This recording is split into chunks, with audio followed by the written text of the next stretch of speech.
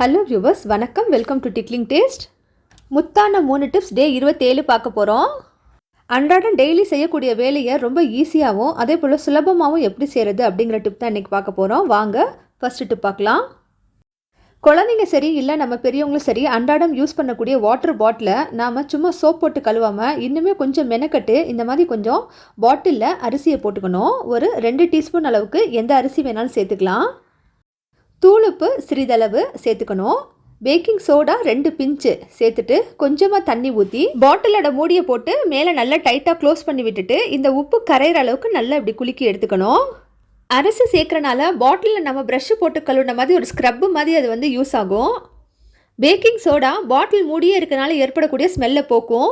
உப்பு கிருமிகள் எதுவும் தொற்றாமல் பாதுகாக்கும். அரிசி போட்டு கழுவுனதுக்கப்புறம் நீங்கள் எப்பவும் போல் சோப்பு இல்லைனா டிஷ்வாஷ் லிக்விட் போட்டு நல்ல தண்ணியில் வாஷ் பண்ணி எடுத்துக்கணும். இப்போ வாங்க செகண்ட் டிப் பார்ப்போம். கோதுமை மாவு, அரிசி மாவு இல்லைனா கடலை மாவு எந்த மாவு சலிக்கும் போதும் பார்த்திங்கன்னா நம்ம ஒரு பெரிய பேப்பர் விரிச்சிட்டு தான் சலிப்போம். ஏன்னா எல்லா சைடும் நமக்கு மாவு சிந்திரும். நாம் இன்றைக்கி இந்த வேலையை ரொம்ப சிம்பிளாக ஈஸியாக எப்படி செய்கிறதுன்னு பார்ப்போம். பெண்கள் எப்போவும் கையில் அணிந்திருக்கக்கூடிய வளையல் தான் நம்ம இதில் இன்றைக்கி போட போகிறோம். 2 அல்லது 3 மெட்டல் வளையல் எடுத்துக்கிட்டு இந்த மாதிரி சல்லடை மேலே போட்டுட்டு அதுக்கப்புறம் சலிச்சு பாருங்கள். மாவு வெளியே சிந்தவே சிந்தாது. கீழே இருக்கக்கூடிய பாத்திரம் ஒரு சின்ன பாத்திரமாக இருந்தாலே போதும். அதில் நம்ம மாவு சலிக்கும் போது கீழே சிந்தவே சிந்தாது.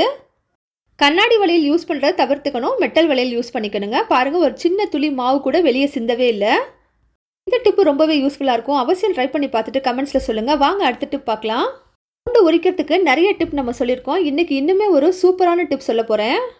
பூண்டு பல்லை எடுத்துகிட்டு அந்த பூண்டு பல்லை நடுவில் கட் பண்ணிக்கணுங்க. நடுவில் கட் பண்ணி 2ஆக எடுத்ததுக்கப்புறம் உரிச்சிங்கனாக்கா ஜஸ்ட் ஒரு 2 செகண்ட்ஸில் உரிச்சிடலாம்.